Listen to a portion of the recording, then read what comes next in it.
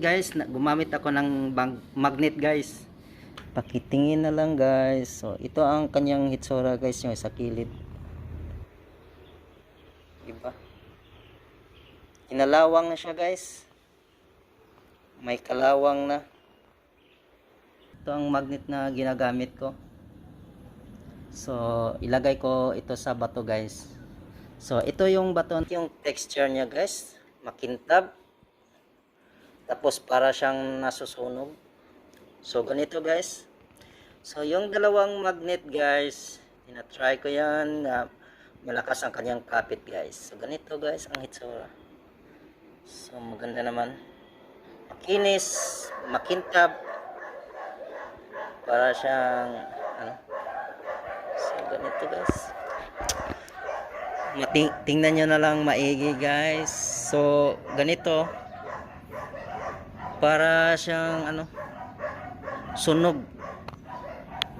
Tapos makinis siya, makintab. So ganito guys. So ganito, ayun, ito kanyang ano guys, magandang tingnan. So yung itong dalawang magnet guys. So ano ko yan guys. Ganito, taasan ko yung magnet guys. Tapos ilaglag ko, dumidikit ba siya o lakas ng kapit ng magnet guys. Dito sa ano.